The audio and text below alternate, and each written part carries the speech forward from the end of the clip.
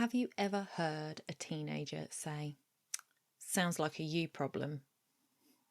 My daughter used to say it all the time. So, in today's show, I wanted to talk about the you problem that we have.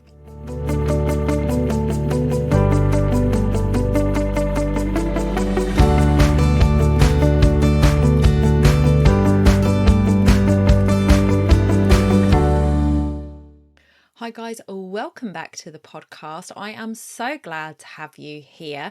I just want to say thank you so much for listening to the show. It means so much to me to have people coming back to the show, listening to the new episodes that I put out or listening to past episodes. I see it in my stats when old episodes are listened to. I see it in my weekly roundup, how many people have listened to the podcast in the last 7 days. And it really is a highlight of my week to see those stats slowly creeping up. So I would absolutely love it if you have been enjoying the podcast, if you would actually share it on your socials. You can share it on your socials. Tag me on Instagram at DonnaSPWV. I would love to give you a shout out in my stories by resharing it. But I have really been loving producing this podcast. It is one of the highlights of my week. So today's episode has actually been brought up by a few things that have been happening for me and around me. And it just sort of prompted me to think, oh, hang on a minute, this is probably something that I should share. So it's something that's been happening over the last 2 years, especially with what we have been going through. And I've just changed the way I look at it, and I want to respectfully put to you that maybe it's something you might want to look at a little differently. And that is the idea of when somebody lets you down or when somebody says something to you and you don't like it. It's a you problem. And this is, my daughter would say things all the time. I would turn around and say, well, I can't do that because of XYZ. And she'd go, well, that sounds like a you problem. And I get so frustrated. But actually, the premise of that is to actually look into yourself and see what you can do to change the situation. And this is a bit, it's a bit out there. It's a bit big sky blue thinking kind of stuff. But when you look at it, you are responsible for your life. And you are the one who is with you from the moment you are born to the day you take your last breath. That is all you. You are the only person who is there 100% of the time, 24/7. And that is something that Mel Robbins in her new book High Five Habit mentioned. You've got to be your own cheerleader. You've got to be the person that is there for you. You've got to love you and almost look at it like a third person, that your subconscious and your conscious maybe, that you deserve to be loved and you should love yourself because you're the one who's got to live with you all the time. So that's kind of where I'm coming from with this. And the issues that I was having was that back in the beginning of lockdown, when everything went on to Zoom, I would find that people would miss appointments and it would frustrate me. And, you might go, rightly so, you've made that appointment. If you had been in the old style of networking where we'd go and meet for a coffee and somebody didn't turn up, you would have the right to be upset about that because you've travelled to the location and they haven't let you know that they're going to be late, or they haven't said that they're not going to turn up and they just didn't turn up. But I think a lot of that was also that we didn't check in with the person, that they were, before you travelled anywhere. I'm sure you would have checked, just confirming that we're meeting today at X or whatever, so that people had the option to go, oh, sorry, that's not going to work for me, which gave you a bit more time. Whereas on Zoom, it was like almost an instant letdown. If somebody didn't turn up, it's just like, well, you couldn't have messaged me. It's people forgot to forewarn because they assume, well, you're at home anyway, you're not going anywhere anyway, so what does it matter? And to some degree it didn't. I mean, if somebody didn't turn up on Zoom, you just turn the Zoom off, you carry on with your day. But when you have planned your day around people turning up and they don't, it's frustrating. And I completely understand where people come from. I mean, I absolutely freak out if I've forgotten an appointment and I miss it. Oh my gosh, I feel so guilty because I know how precious everybody's time is. But you cannot control anybody else's opinions, thoughts, and feelings around something. You can only control the way you react to a situation. So we're all human and we all make mistakes and we all forget things. It's just part and parcel. And it doesn't matter how well you have your diary organised. You know, I'm a big fan of calendar blocking and things like that. And I have it in my list. And actually, sometimes that throws me, because if I book in a call with somebody on a day that I don't normally take calls, so for me, my call days are usually Thursdays and Fridays now. I've just recently revamped my calendar. So Thursdays and Fridays is when I will take calls, do podcast recordings, do networking, one-to-ones and things like that. I don't expect to have calls the rest of the week. There's a couple throughout that are sort of set standard calls that I take that I know are there. But if somebody was to say, oh, I can't do a Thursday and Friday, and I was going, okay, well, I've got some time on Monday afternoon, and we booked it for then, there is a higher probability of me forgetting that appointment, even though it's in my diary, because I don't normally take calls on a Monday afternoon. So it's something that I have to be more mindful of and make sure that I set them, you know, at least a week ahead if it's going to be on a day that I'm not expecting. So whenever I'm looking ahead in my diary, I can see it there and it can start to sort of instill in me that I've got that appointment. But I have forgotten and I feel so guilty about it. And that's fine for me to feel guilty about it, because it is somebody else's time that I have messed with. But when it comes to what happens to me is part of my life, and how I choose to react to it is going to determine whether I have a good rest of my day or a bad rest of my day. And I don't want to have bad days. I want to have good days.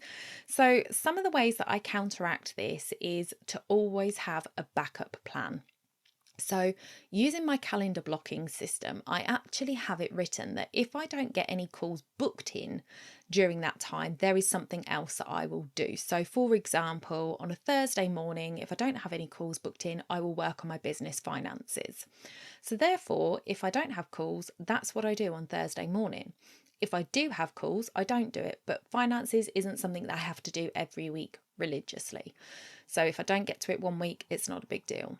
However, if I've got an appointment booked in on Thursday and that person is a no-show, then I have the option to get upset about it and feel like let down by that person, and why couldn't they just email me, or why couldn't they let me know, why, you know, all of those kind of things run through your head.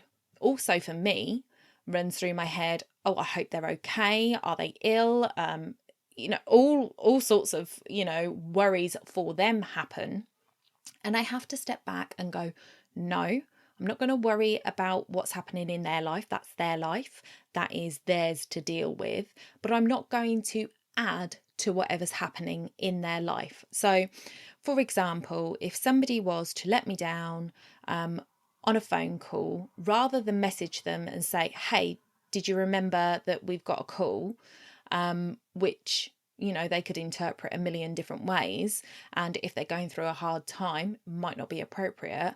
I just let them know, hey, I've been hanging around for 10 minutes, you haven't arrived, I've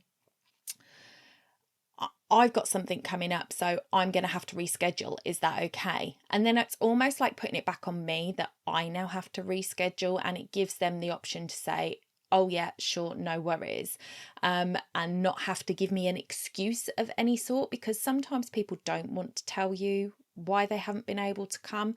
Sometimes it's as simple as they just forgot, and you know, you don't want to make them feel bad for that, because you do it too. And you know, one of my favorite sayings to my daughter growing up was, you know, if you haven't done anything wrong, you can throw the first stone. You know, it's from the Bible. You know, if you can he who has not sinned, let them cast the first stone. And we all make mistakes, so we don't need to beat each other up about these things. And in today's world where everything is all a bit topsy-turvy and it's all a little bit hard to deal with for a lot of us, I feel like we just need to be a little bit kinder to each other when it comes to this stuff, because yes, it's inconvenient. Yes, it's not the best result, but you can have it that it doesn't have to disrupt your day. So I, for example, recording this podcast, this wasn't my plan today. I actually had a guest podcast due, and my guest was a no-show, and I have no idea why that is, and I'm not going to speculate. I'm not going to worry about it because, you know, she's got her reasons, and they are what they are. It doesn't matter to me because I have got something else planned to do. Now, this is an off the cuff result of that happening, but I do have some other podcast outlines ready so that I can record them should I have a gap to record them. So now I'm going to use this time to record this podcast. I might use it to record another podcast afterwards. It doesn't disrupt my day. It hasn't made any difference to my day. She hasn't let me down. Whatever's happened. Hopefully we'll be able to rebook and do it at another time. Hopefully everything is okay her end, and hopefully, like, the worst thing that happened is that she just forgot, and that is completely okay because I've done that too. So by making sure that I've got something, I'm just looking out my window, guys, it is absolutely pissing it down. It's raining so hard. And I've just noticed, if you're on YouTube, you'll notice my light's a little hot because the weather outside is so bad. I don't know if I can adjust it down a little bit. Round about there. Oh my goodness. It's like summer came and disappeared on the same day. Anyhow, back to what I was saying. Yeah, so by planning my day and having something available for me to do, should somebody not show up to an appointment, I haven't wasted my time. She hasn't wasted my time. She doesn't need to feel guilty for whatever the reason is that she couldn't come today. She has no need to feel guilty because I have made my time my own, you know. And I think that's something that we have to take on ourselves. We are responsible for our time, we are responsible for our calendars, and we're responsible for how we react to things. And you can react in a negative way or a positive way, and you can take it that it's an opportunity, or you can take it as, you know, somebody's let you down. And I think a lot of the time we need to kind of look a bit more inward and look at what we can actually do to change the situation for ourselves. So I could have sat here and gone, oh, well, that's an hour wasted. I'm just going to fall down an Instagram scroll hole. But that wouldn't be a great use of my time. So by having my calendar blocked in a way that I do, there are alternatives for me. And now we are in a situation where we are going out and we're able to go and visit people, and you may find that you're not at home, so it's not as easy as it has been for me to just switch task and do something else with this time. But you can always take something with you. You know, if you've got your laptop with you, you can work from anywhere, right? That is the beauty of remote working and working for yourself, is as long as you've got your laptop with you, you can work anywhere. And hey, I would see it if I went to a cafe and somebody didn't turn up. I'd be like, cool, I've got an hour working somewhere new, somewhere that's just going to give me a different vibe. It was going to maybe spark some creativity for me, because I don't know about you, but when you sit in the same four walls all the time, you kind of get a bit stuck in a rut with it. So actually, by stepping out of your home and going to a new location, it can just give you a different vibe and maybe give you some different ideas. So you'll be able to do some work. Most cafes nowadays have internet access, etc. So you can do something with that time without it being a detriment to your work day and your schedule. And therefore, you can go to that person with a completely open heart and an open mind and just say, you know, can we rebook, or, you know, hope everything's okay, with none of that kind of sort of, not snarkiness, but, you know, sometimes if I turned around and said, oh, I'm waiting, where are you? It kind of puts on that person that, not only, because you don't know what's going on in somebody else's life. They could be in an emergency situation, and this is the last thing they need to deal with is somebody texting them telling them that they're late for something that they know they're late for. And may not necessarily come back with a very nice response if that's the case.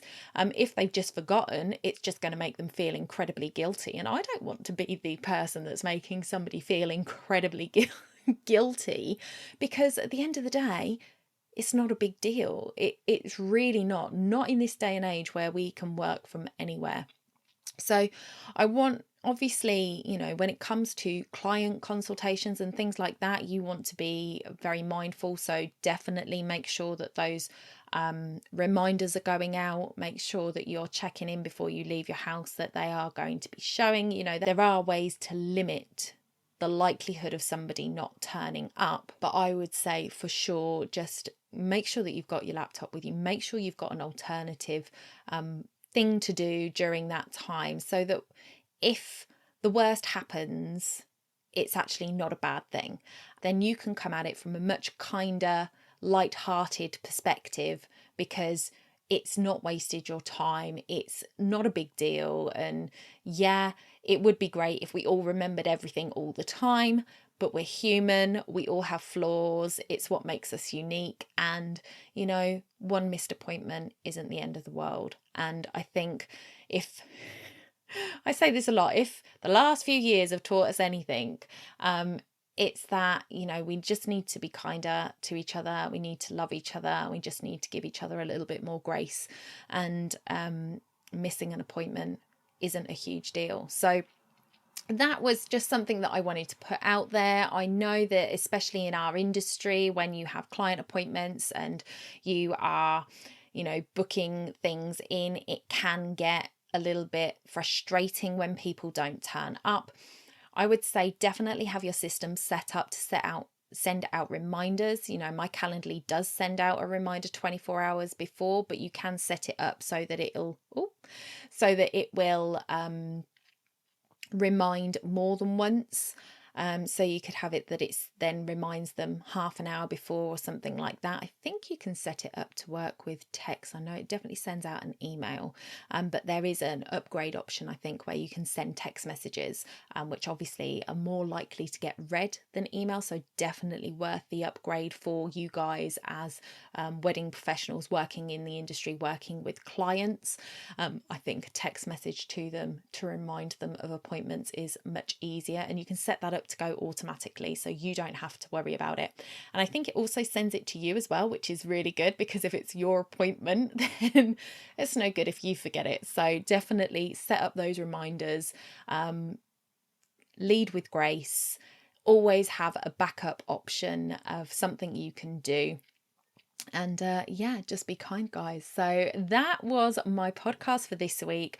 A little bit different, I know. It just sort of was something that I thought was a good point to address because of the changing way that we're working, and just something that I've noticed other people get very frustrated when people miss appointments. And we don't need that stress. We don't need to carry that stress with us, and it's on us how we react to things. And I think, for me, having this missed appointment just gives me a bit more breathing space in the day. I've got another podcast recording coming up later, and it just means that I've got a bit of space, which for me is actually a better thing because of my introvertedness. So even though I would like to have got the 2 in the bag today, it's not a huge deal for me. I'm still going to have 2 podcasts come the end of the day, maybe even 3.